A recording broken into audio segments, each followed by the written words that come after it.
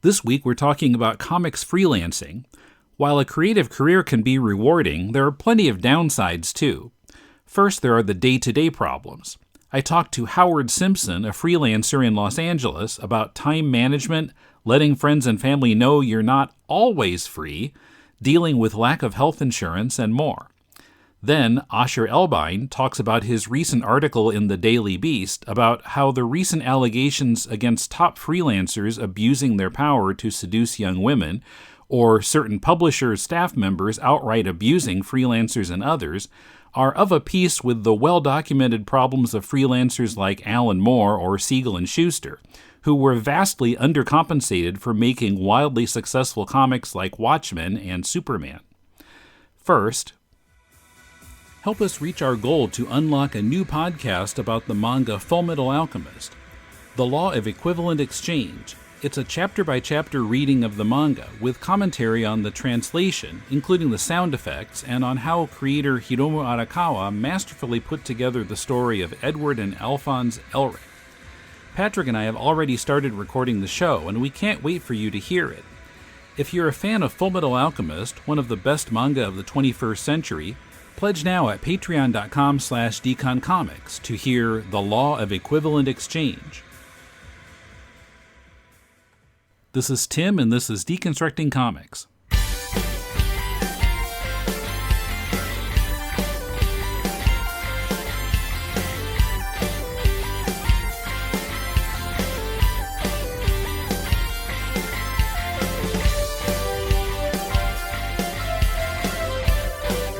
Welcome to Deconstructing Comics. This is Tim in Tokyo. Later in the show, I'll be talking to Elbein about how the disadvantaged position of comics freelancers led to both undercompensation for work and the vulnerability of freelancing women to unwanted advances. But first, freelancer Howard Simpson on the daily difficulties faced by the comics freelancer. Okay, I'm talking with Howard Simpson in Los Angeles. How are you doing? I'm doing fine. Yourself, Tim? I'm fine here in Tokyo. Howard was just surprised that I was in Tokyo. So I don't know if listeners ever wonder anything about that. I hardly ever talk about it on the show, just the fact that I'm in Tokyo. I'm definitely curious about that. How did that come about, and what are you doing there? Well, of course, there was a woman involved. We were married for a while, not currently, but my kids are here, and I don't know, right now I'm teaching in a high school English and also teaching adult students on Skype, and doing some proofreading work, and then podcasting. Okay, very cool, very cool. Right. So Howard is a freelancer in comics, and how long have you been doing that? I've been doing that since my senior year of college. Okay. Well, how many years is that? I don't want to go into it. It's over 10 years. Over 10 years. Okay. Yeah. What titles have you worked on, and which companies? I've worked on Green Lantern, Secret Origins, I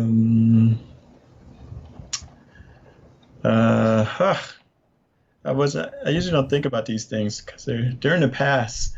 Right, yeah, just whatever. What are you currently working on? I have the same issue with podcasting. Like, what am I doing right now? I kind of forget about all the other episodes. Yeah, right now I'm doing my own web comics, so I'm doing that on Tapas and Webtoons, and also I'm doing I do editorial illustrations for different advertising agencies, and also I'm doing a paperback. I've been doing a lot of new pulp fiction. Illustrations. As a matter of fact, I just won an award for Best Interior Pulp Illustrator. Oh, wow. Congratulations. 2020. Yes. So, and the one I'm working on now is for Bass Reeves. So that's a Western. even though supposedly he inspired the Lone Ranger, but that's a fallacy. But I'm working on that right now. Okay. Oh, and I just finished working on Batman versus Godzilla, so that'll be at the end of the month.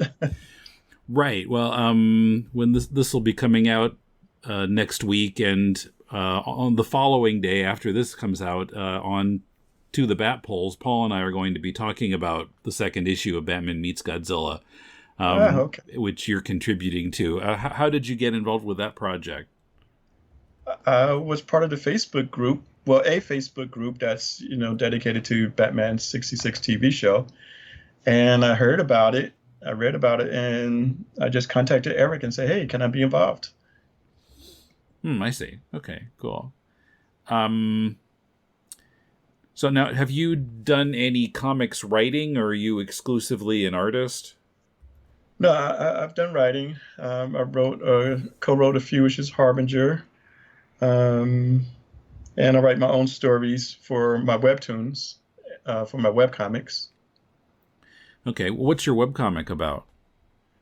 Um, one is called Romantical Tales, and it's a satire on romance comics from the 50s and the 60s. So basically, I have two young girls. They're reading the actual comics, and they're commenting on them.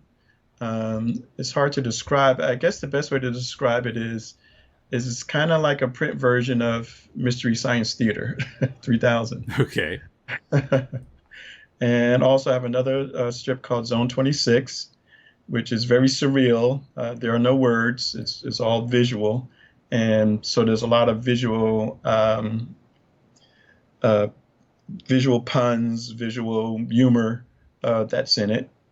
Um, yeah, those are the two that are the main ones that have been neglected for a while because I was teaching at Golden West College, and also I had surgery, so I was off my feet for a year, and it's hard to be creative when you're in constant pain. So I really have to get back to my webcomics. They've been neglected for a while. So before you got into freelancing, what were your expectations, and how has the actual experience matched up with what you expected? Well, the expectations was my time would be my own. I could work when I want, do what I want. And when I got my first assignment, I was working for DC Comics. I was doing a backup story, a Green Lantern story, and I had oh no, that wasn't it. But in any case, I had a whole month to do like 12 pages.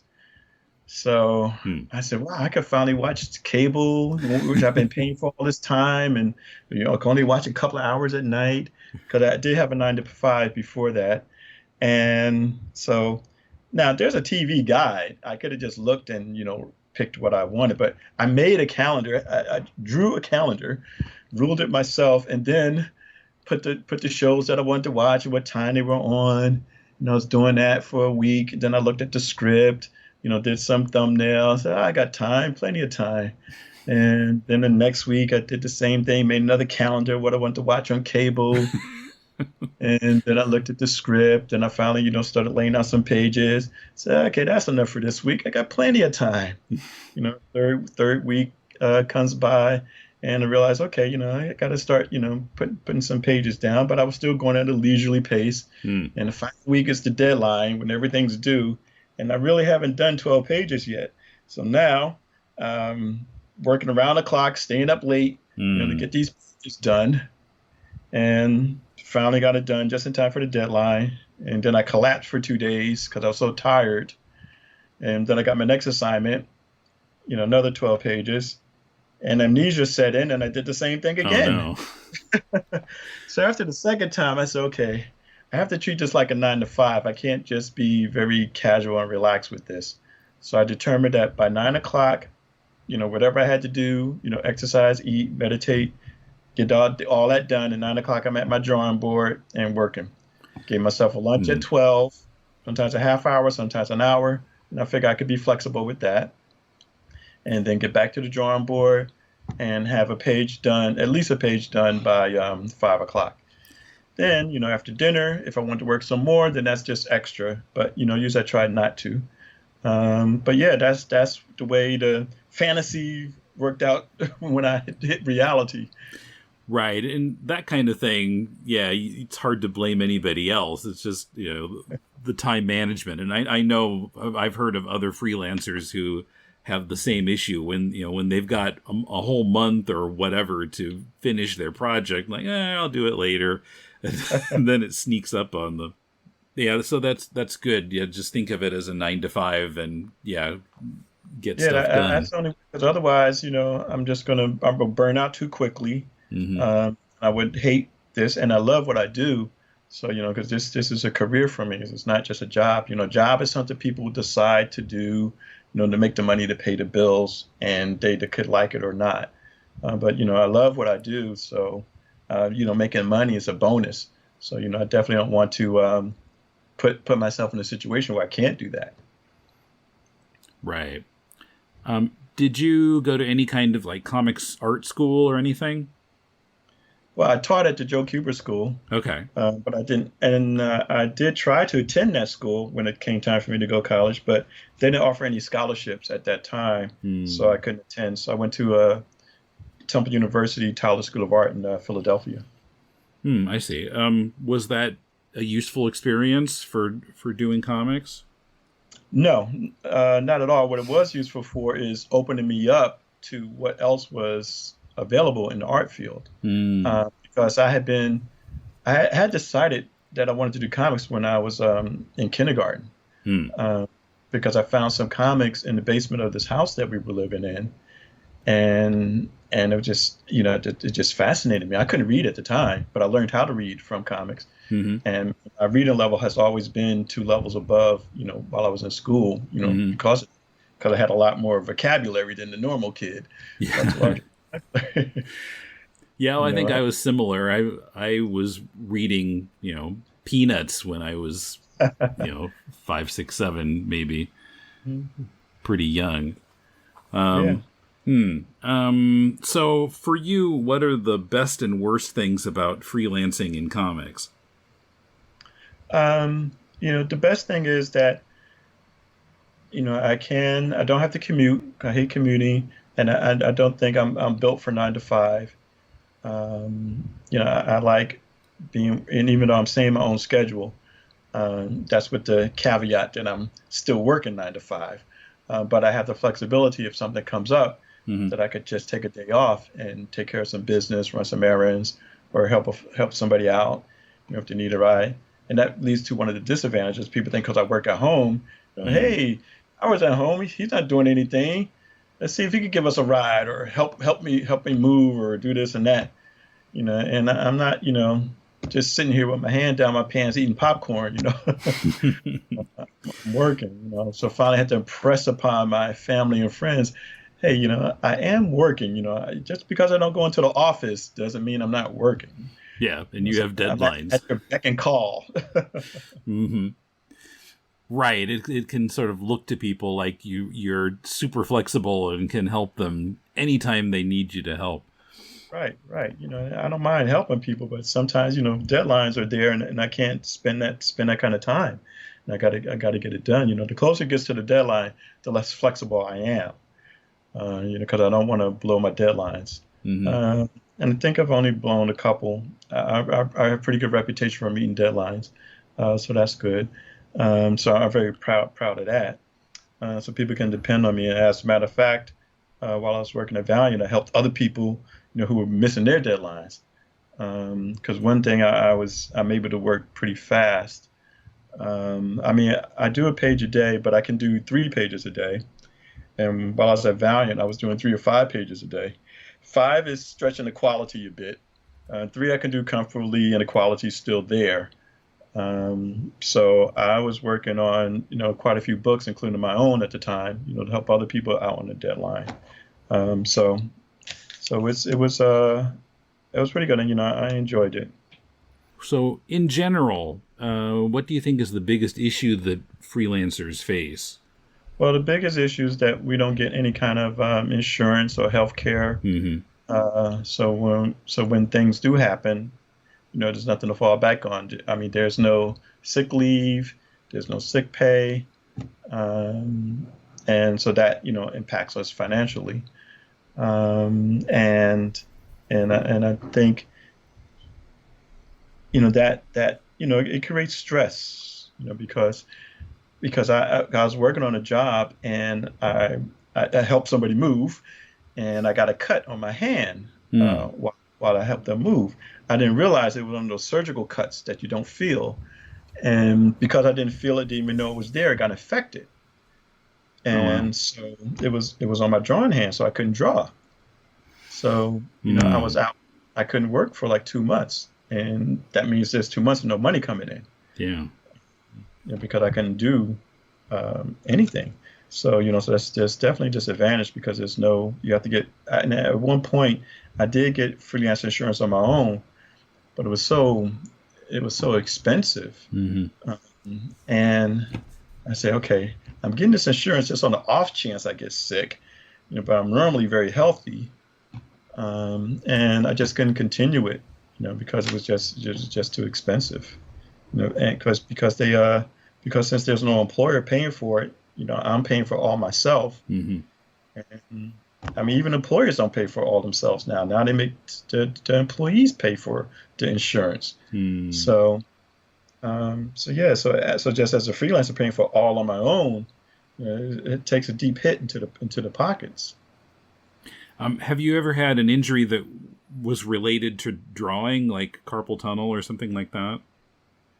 I did get carpal tunnel, but I did some research on that, and that was easy to take care of. And most of that was computer related when I started drawing on the computer. Hmm. Um, and so I just found out, I just have to stop doing the same actions that I'm doing to relieve that. So I just set up my workspace a little bit differently, elevated my hand, my arm, so that my arm wasn't in a position that would create the carpal tunnel to happen. And so I haven't had that since then. But yeah, that was the only thing that was close to art related injury.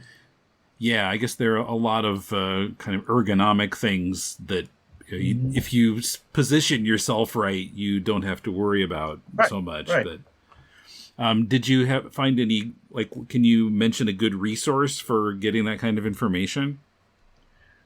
Oh, I mean, that was years ago. But I Okay, basically I just used the internet. I just sure. researched carpal tunnel because I had never heard of it until I got it. Ah, And so I just looked online, and basically basically there was not to just go to one source. I looked at quite a few, and basically they all agree that stop doing what you're doing, and then you won't have it. So I changed my physical routine, and I haven't had a problem since.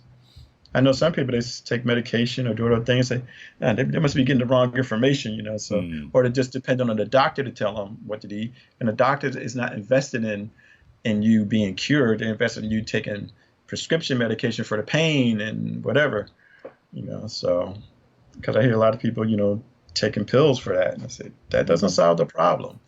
He said, I'm about solving the problem. Has the COVID-19 pandemic affected your work? Yeah, and I've talked to a few other freelancers. It seems to be the same, because people are holding on to their money because they're not sure what's going to happen. And also, I have some clients who haven't paid me, which is bad. So yeah, it's definitely affected it.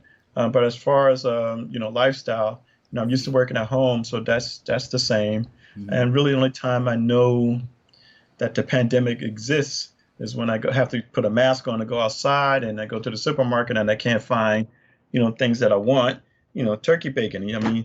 There's, who would have thought, there's a quota on that. You can only get two of those, Hmm. that I can't find any hand disinfectant or paper towels or, Hmm. toilet paper. I mean, toilet paper doesn't, COVID doesn't cause diarrhea. Why is there a toilet paper shortage? Hmm. Yeah, I don't know. Um, okay, but and then of course also for a while the comics just weren't coming out, so I don't know. Did that like back up your work? Like they didn't request anything more for a while, or were you still kind of working at the same pace? Well, I'm working on my web comics now, so I'm Mm, not really working for any publishing company in the okay. industry. More print publishers for paperbacks right now. So yeah, that hasn't affected my work in that respect. Okay. If there were a union for comics artists, would you join it? Oh yeah, definitely. I definitely think, as a matter of fact, I wrote an article about pay rates on my blog, justcreate.net, Mm, and I covered the history of the pay rates for the creative talent, and at the time when Neil Adams, I think it was, I forget who else was in the group, trying to get equitable pay rates for creators when they first started that. Um, and then when the second wave, when Scott McCloud and some other creators tried to um, set forth a manifesto, so to speak, that not necessarily union, but something that artists could follow and make some, I guess, demands from the publisher, for equitable treatment, and also I broke down how the costs have been changed and what the actual costs should be for art. Well, not just the art, but the lettering, coloring, and writer also. So yeah, I mean, I think a union would be a good thing that will also help with health benefits and insurance. Um, because we're kind of out here in the wild, unprotected. hmm You know. Do you like go to, well, back when we had them, do you appear at conventions very much? Yeah, yeah. I mean, I do San Diego Comic Con. Try to do that every year. Um, I stopped being an artist alley a couple of years ago because I was hearing about all this stuff going on at the convention center, and I had been going there for years, but always as a professional, and I was always stuck at a table.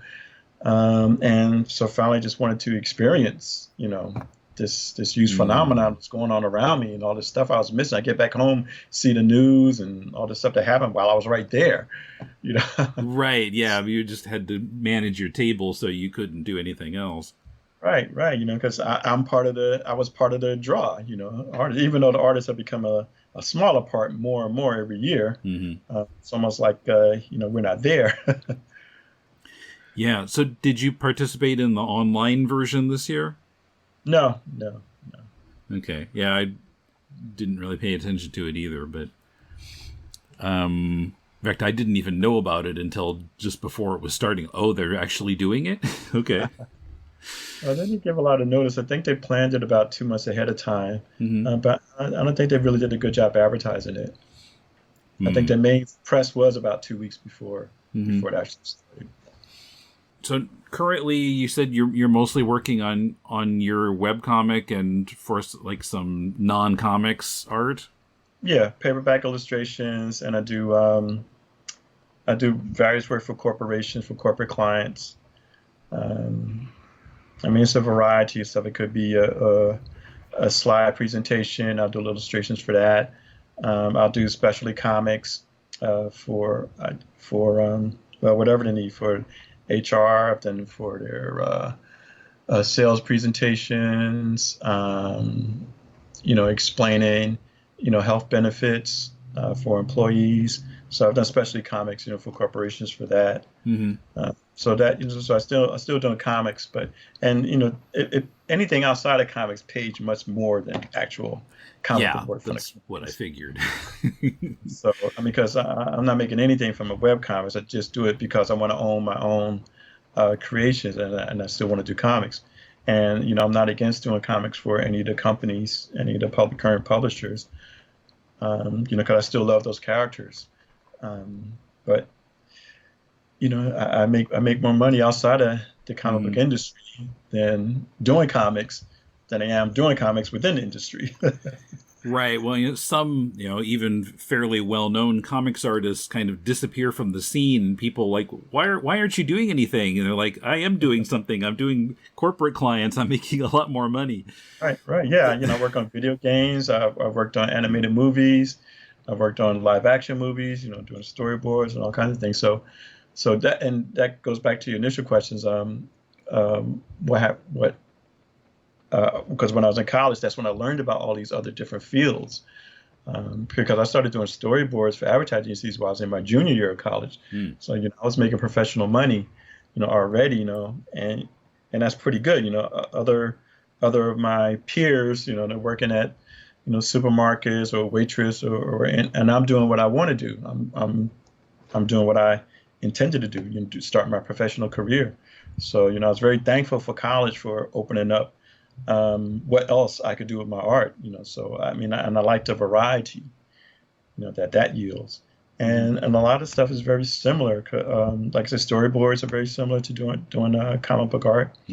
And again, as I've said, I've done specialty comics for different corporate clients. So I'm still able to do my first love as well as editorial illustrations for magazines.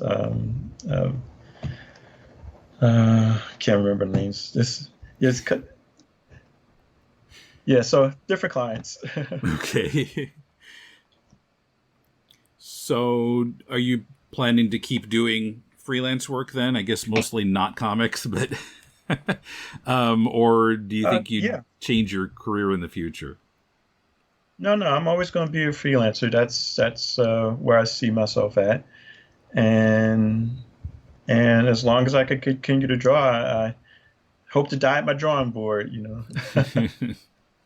So I don't see any reason to stop. Because art, this is not something that's physically demanding. It's not like a football player or a basketball player where after a while you got to stop and retire. I don't see any reason to retire. I'm just going to keep doing this. Howard Simpson's site for ABBA Studios is abbadabba.com. That's ABBADABBA. It's linked from the show notes. Coming up, Asher Elbein talks about the comics industry's history of both financial and sexual abuse of freelancers. Thanks to our supporters on Patreon, classic early episodes of Deconstructing Comics have been unlocked, and I've been putting them back on the site in reverse order. This week I'll republish number 46 from October 23, 2006. Can single-panel cartoons be considered comics? Are comics drawn or illustrated? How does society, American and Japanese, perceive comics creators or comics readers? Brandon and I discuss those questions and also talk about Doc Frankenstein number 2 by the Wachowskis. Find the classic episodes on our Facebook and Twitter feeds by choosing the earliest months listed in the sidebar pull-down menu at deconstructingcomics.com, in publicly available posts on our Patreon page or in the Patreon smartphone app.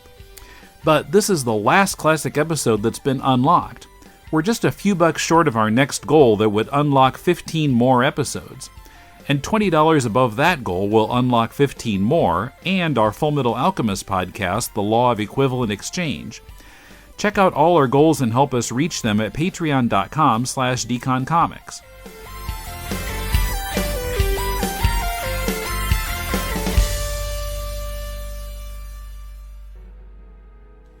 You like cheap comic books, right? Well, I'm Professor Allen, and I talk about cheap comic books on the Quarterbin podcast. In every episode, I'll dissect a single comic from my collection, as long as I paid no more than 25 cents for the issue. Forget about $4 new comics that you can read in 4 minutes, or crossover events that can cost $100 to collect. Join me in the Quarterbin, where even bad comics are a bargain, and good ones are a steal. The Quarterbin podcast is part of the Relatively Geeky podcast network. Visit us at relativelygeekypodcast.blogspot.com or search Relatively Geeky or Quarterbin Podcast in iTunes. I guarantee it'll be worth every penny. Okay, I'm talking with Asher Elbein in Austin, Texas. How are you doing? I'm doing well. How are you? I'm pretty good. So I saw your article in the Daily Beast and thought we would have you on. But tell us a little about yourself first. Where are you from, and how did you get to where you are? Sure. I'm a freelance journalist who specializes in writing about natural history, culture, and pop culture, which mostly means comics. And I'm from Texas originally. I've lived sort of all around the American South, and um, I mostly focus on feature writing, and really enjoy getting to write these sort of like longer deep dives into the comics industry when I can find an outlet that is willing to publish them. Yeah, well, I was a little surprised to see like anything about comics at all in a general publication like the Daily Beast, but it looks like you've had several comics articles there. Do they? I mean, do you get much response from being in a publication like that? Well, yeah. So that's sort of the funny thing is that there isn't usually a great deal of response from people outside of the comics industry for pieces like that. But those pieces do have a lot of reach, it seems, within the comics industry.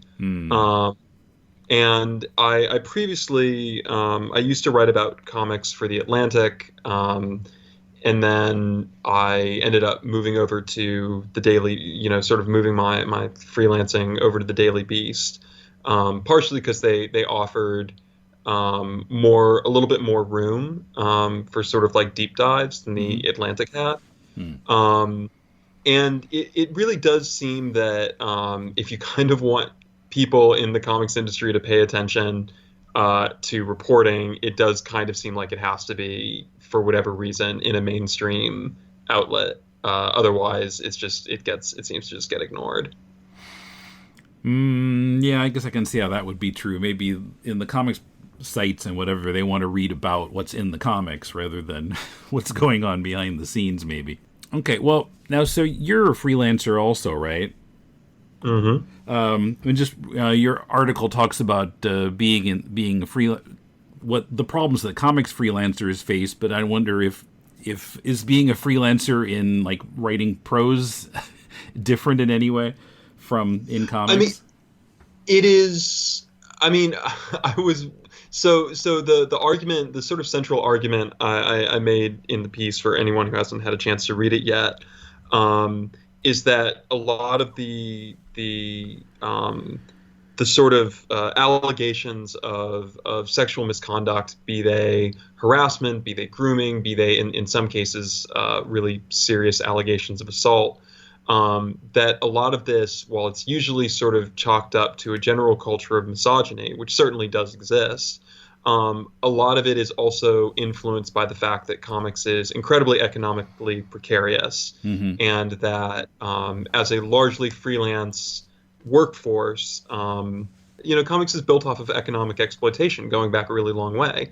And the sort of argument I'm making is that where you have systematic economic exploitation, you are almost inevitably going to have really severe power differentials and people who feel like they can't speak up. And that is a really rich soil for sexual exploitation as well. And I'm speaking about this from the perspective of someone looking at comics, but also as a freelancer, I'm also very aware of the kinds of things I can and can't say about the editors that I work with or some of the companies that I work with.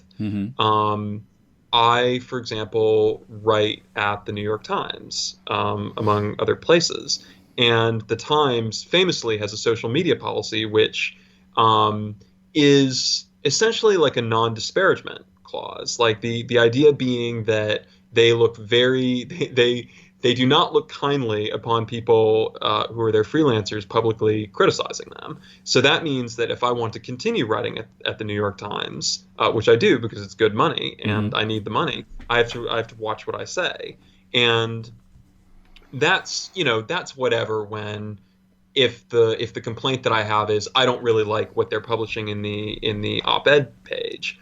But if there's a problem where hypothetically I've been treated badly by editorial staff there, or I've been treated badly by a reporter or a sort of a star writer there, and I don't feel like I can publicly speak about it without potentially not being able to work at the Times and not being able to work at other places where those Times editors have friends, well, that's going to make it really difficult for to sort of like root out people who are taking advantage of those power differentials. Mm-hmm. So, speaking as a freelancer, like writing about comics freelancers, I don't see these as being like meaningfully different than the kinds of things that that freelance journalists have to deal with. I think the one difference is that comics is a smaller industry, and so it's easier to blackball people than it is in a comparatively more sort of sprawling and like larger industry that is the sort of journalism industry, which is of course one that is having its own like really severe disruptions at the moment. But yeah, comics, it's been called an unsustainable business model for at least 20 years now, and it always looks like it's about to collapse, and it doesn't yet so far. Sure. So this article is called Inside the Comic Book Industry's Sexual Misconduct Crisis and the Ugly Exploitative History That Got It There. And you start out talking about the recent allegations against Cameron Stewart and Warren Ellis and other guys in comics who, in some cases, maybe they seem to be getting into mentoring relationships with young female creators, and then they pushed for a physical relationship, and even whether the women were interested in that or not, eventually they realized they were just being taken advantage of. But then what caught my eye was, I knew basically about that part, but then you write, but June's storm of allegations is not a sign the comics industry is broken. It's a sign that it's running precisely as designed. And then you go into the stories that any longtime comics fan knows about Siegel and Schuster's mistreatment by DC over Superman, and Jack Kirby trying to get his original artwork back from Marvel, Alan Moore and Watchmen, Steve Gerber and Howard the Duck. Probably my listeners know what I'm talking about without detailing those.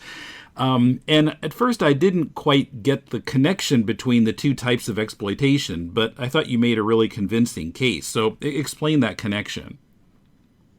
Sure.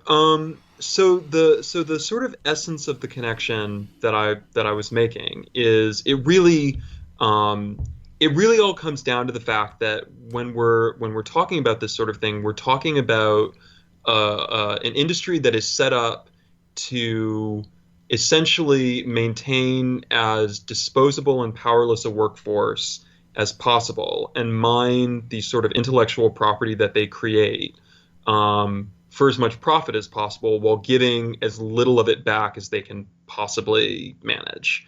So obviously, going back in time, the kind of original sin of DC picking up Superman, which became, the defining piece of intellectual property in superhero comics for a very long time, and to an extent still is, picking that up for a song, and the sort of the prevalence of work for hire contracts and the prevalence of just of treating this largely disposable freelance workforce really quite shamefully. I think the argument I'm trying to make is that really encoded an attitude in comics where it is really drummed in that the company can kind of do what they want to you, and you have very little recourse. And when it's not just, again, are they if you're signing a work for hire contract and then they adapt your story into a multi-million or even in some cases billion-dollar grossing movie, and then they don't give you any royalties. Obviously, the company has the right to do that. It is legal that the company can do that. But it doesn't stop it from being a pretty viciously exploitative system. And in an exploitative system like that, where freelancers don't feel like they have any kind of recourse, where they don't have any security, where there's no health insurance, there's no access to HR departments, where higher-ups can be much more interested in keeping their friends happy than their workforce happy, that's a really toxic environment. And that's the kind of environment where you would expect to see, especially as more women are trying to get into the industry, that's the kind of environment where you expect to see sexual exploitation go unchallenged, which is, of course, exactly what we have seen. Right. You talk about how all these women who made the allegations, or many of them, were trying to get into comics, and they had all starry-eyed about, oh wow, I'm going to be in Marvel or DC or whatever, but then in order to kind of get past the gatekeepers, sometimes they face a situation where they're being asked for things that don't have anything to do with comics. But there's also, something else I want to kind of emphasize is that a lot of times one of the things that makes it difficult to talk about sexual exploitation in comics is that two different but intersecting spheres of power and kind of like abuse get conflated really easily, which is there is the sort of, and I sort of talk about this in the article, that there is a sort of an interpersonal layer of abuse, or even if it's not abuse, the sort of like, let's say, gray area social misconduct. It's not illegal, but it's gross, right? It's creepy. It's where you get freelancers that are interacting with women who are there in a professional capacity or a friendly capacity, but though these largely cis male freelancers are viewing those women not as colleagues, not as friends, but as essentially like sexual conquests. Mm-hmm. And this, of course, is at its sort of like really its worst extent in something like the case of Warren Ellis, where there are something like 60 well over 60 women who have very similar stories of the way that he kind of massaged these mentor or friendly relationships or professional relationships toward being sexual ones. So there is like some degree of like social cachet that freelancers in comics can use. Mostly, but not exclusively. Also, there are women who have done this as well, that can use to sort of, victimize, for lack of a better word, to sort of prey on people. But then there's also the institutional level of power, and the institutional level of power is what you get when you've got someone like Scott Alley, who is an editor, a really influential editor at not like the biggest comics company, but a fairly prominent one, where he is able to really make and break people's careers, kind of with a snap of the fingers. If you speak out against Scott Alley, or if Scott Alley decides that he doesn't like you and drives you out of Dark Horse, or spreads the word that you're impossible to work with, that's an entirely different level of reach. And it's also much more difficult to deal with those kinds of predators than it is a freelancer who, regardless of how badly they behave, is essentially disposable, because all freelancers in comics are disposable. Mm-hmm.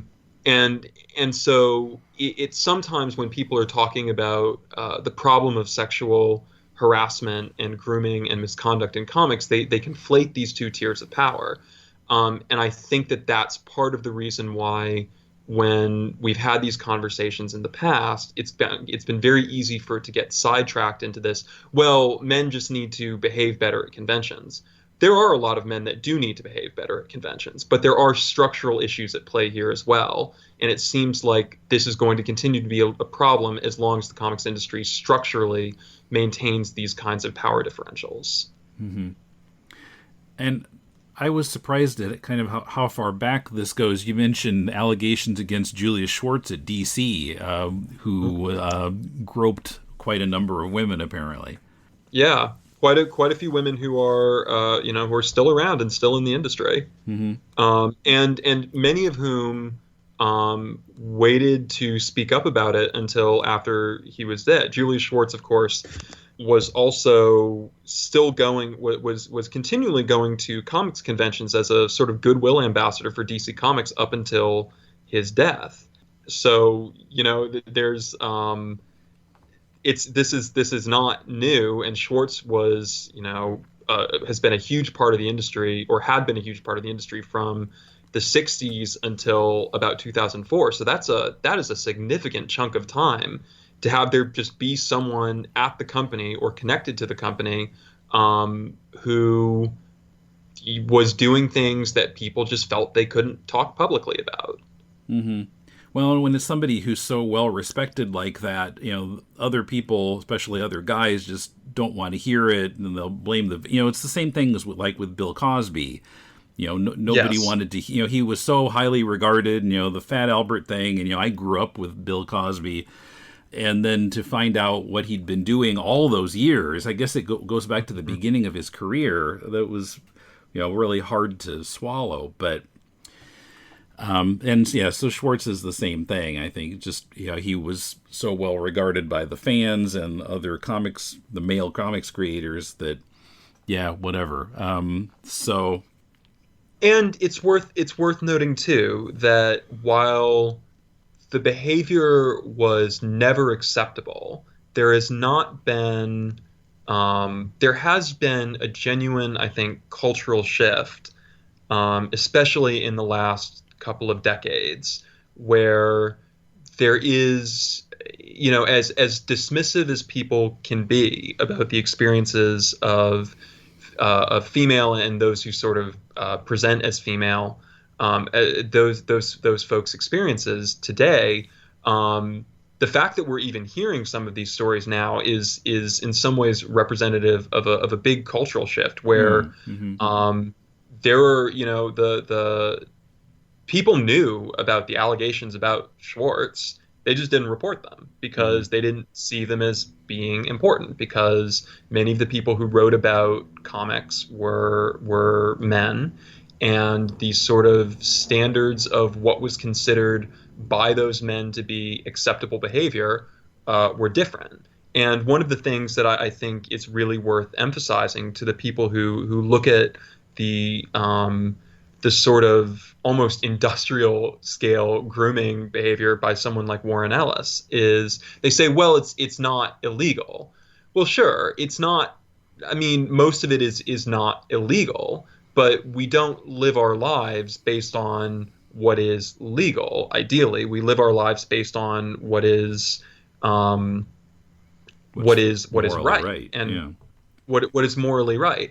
And what is morally right does, while it doesn't change, the sort of the distinctions that people draw around it and how people think about that stuff, it does change. And there is so the fact that this conversation is happening does speak, I think, to a push to change the sort of culture of the comics industry. And that is going to be a big change. It's going to have to be a pretty radical change from the way that the industry has generally worked. But I don't think it would be a bad change. I think it would be creating a much more equitable and less predatory industry than we're all, I think, used to. Back in like the 60s, these were pretty, small, relatively small companies. Now they have, huge corporate parents, Disney and Warner Brother, who now has its own corporate parent of AT&T. Do those, huge corporations pay any attention to what's going on in the comic subsidiaries, both in terms of the financial exploitation and the sexual problems? Well, it's hard to say. You can never get them to admit it. Or I shouldn't say that. I've never been able to get them to admit it. It's hard to imagine that at some point there isn't going to be a massive push to clean house, whether that means, cutting off some heads for the cameras and, somewhat professionalizing the HR departments, but not really meaningfully allowing for democratization of those workplaces or offering more support to freelancers. That's the kind of thing I would expect to see. If you're asking if companies, if sort of large corporate companies are going to tackle the problem of economic exploitation of freelancers, I got bad news for you about that. But the sexual misconduct and the sexual exploitation stuff, when it comes out, it's really embarrassing. And that is the sort of thing that, I imagine if there were something that came out really publicly and in a really ugly way about Marvel, DC does not want to be in the openly shield sexual harassers business, right? So that's the sort of thing where I can see a company coming in and saying, okay, we need to do some restructuring here. As to why that hasn't happened already, I mean, it's possible that stuff has happened behind the scenes. People are always saying that stuff is happening behind the scenes. Nothing seems to meaningfully change. So you can take that with, I think, a big hefty helping of salt.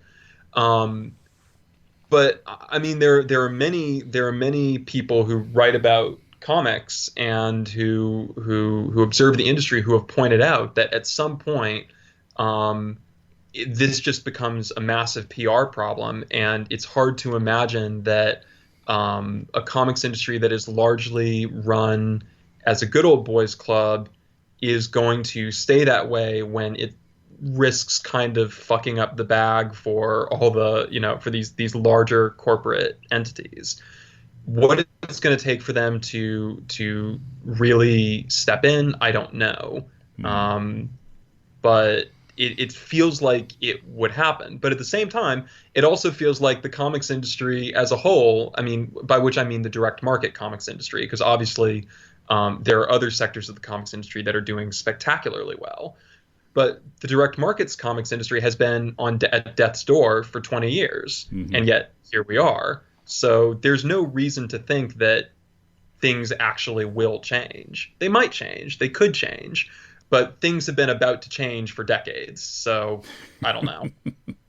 Yes. Well, I was, observing what happened recently with the Washington NFL team, where the sponsors put on pressure and finally got the team to change its name. Could you see anything like that happening in comics? I don't know if there are any sponsors powerful enough in comics to make that change, but... Well, it's the question of who the stakeholders are, right? I mean, the stakeholders in a place like Marvel or DC, there are the fans, but the fans are consumers, and the consumers are probably not going to stop buying Batman in order to get more, in order to get a comprehensive change in HR policy,